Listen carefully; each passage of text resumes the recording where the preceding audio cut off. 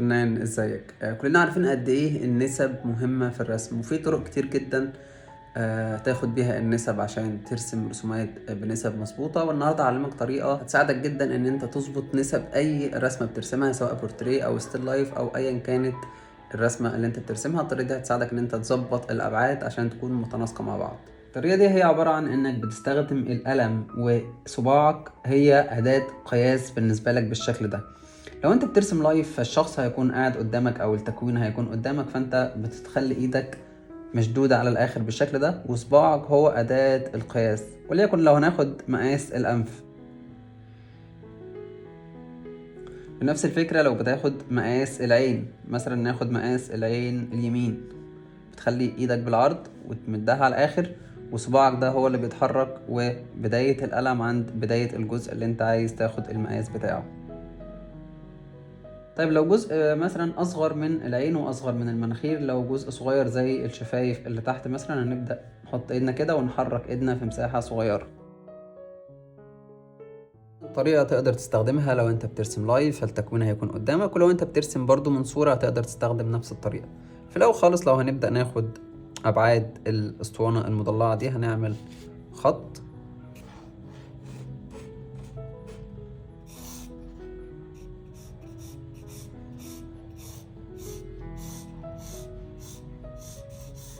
فانا في البداية مش هبقى عارف ارسم الاسطوانة المضلعة دي ابعادها قد ايه، فبحط القلم بالشكل ده. دي البداية عندنا، ونشوف هنطلع لفوق قد ايه. بحط القلم بالشكل ده وصباعي ده أداة القياس بالنسبة لي، وابدأ اخد البعد بتاعي.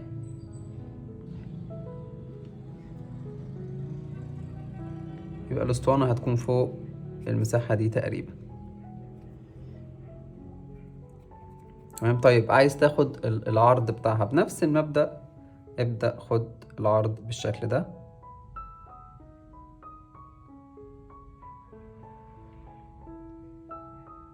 طيب لو انا عايز اخد بعد حجمه صغير، يعني حجمه صغير، بنفس الفكرة بتقرب صباعك على اخر القلم وتاخد البعد بالشكل ده، وتبدأ تحطه على اللوحة بتاعتك.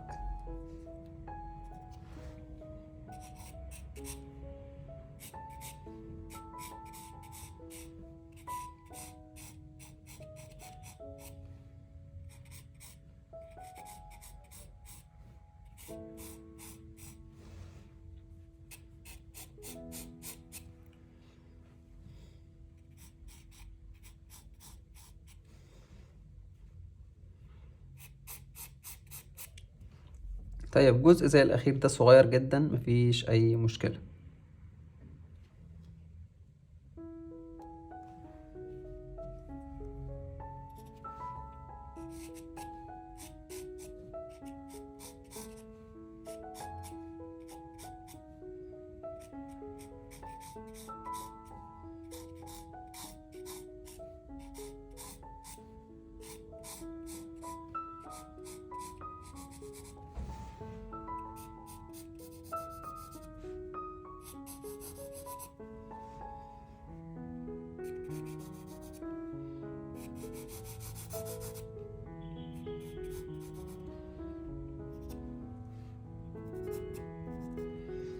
طيب ناخد الجزء التالت ده معانا.